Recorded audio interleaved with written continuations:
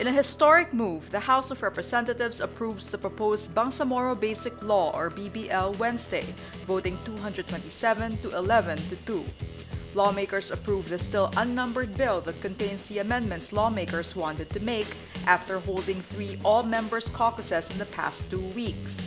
Some of the proposed major amendments to the BBL include only one plebiscite will be held between 90 and 120 days upon the BBL's effectivity instead of every 5 years for a period of 25 years after the creation of the Bangsamoro. More explicit provisions saying uniformed services in the Bangsamoro will still be under the national government, and the block grant to the Bangsamoro will be reduced from 6% to just 5% of the national revenue from the collections of the Bureau of Internal Revenue and Bureau of Customs. These amendments will be tackled during the bicameral conference committee meetings held during Congress's break starting June. At the Senate, lawmakers have yet to finish discussions on the BBL after it dissected one of the most difficult and controversial provisions. Senate BBL Subcommittee Chairman Mig Zubiri says the period of amendments would continue focusing on the contentious fiscal autonomy. The Senate is set to pass the BBL on final reading on Wednesday.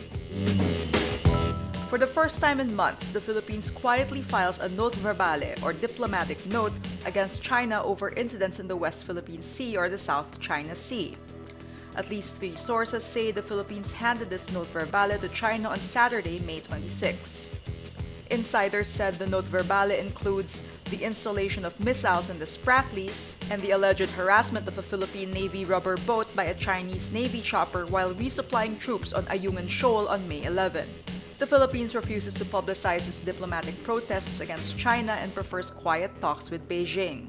Rappler also learns that China had handed a note verbale against the Philippines on February 13 over activities routinely performed by the Philippines in the West Philippine Sea.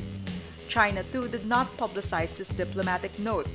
In the congressional hearing on May 30, Cayetano said that the Philippines has filed 50 to 100 diplomatic protests against China over the past 2 years, though not always in the form of a note verbale. Cayetano also defended the Duterte administration's approach toward China. We're changing the norms, but we're not doing it the Aquino way or the Del Rosario or Carpio or whatever you want to call it way. That is through the media and is a shouting match, Cayetano said in Wednesday's hearing. We're doing it the Duterte way, which is traditional building of trust through diplomacy.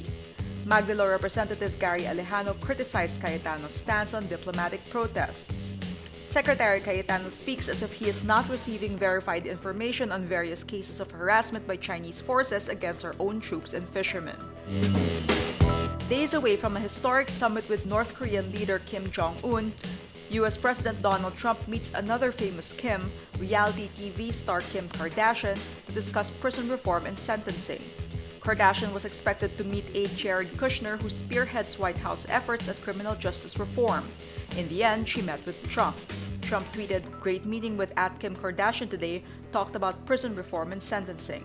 Kardashian is known for her socialite TV persona, but also called for the release of Alice Marie Johnson, a 62-year-old in prison for more than 2 decades for a non-violent drug offense. Fixing tough sentencing laws was a priority of former President Barack Obama's administration, but he failed to win congressional support. Trump has so far taken a more hardline approach, advocating a lock-him-up-and-throw-away-the-key approach to criminal justice. But Trump pardoned a supporter, disgraced Arizona Sheriff Joe Arpaio, who was convicted of violating a court order to halt traffic patrols targeting immigrants. He also pardoned Vice President Dick Cheney's former Chief of Staff, Louis Scooter Libby. In April, Kim's rapper husband Kanye West raised eyebrows after tweeting about his love for Trump and describing him as a brother with whom he shared dragon energy.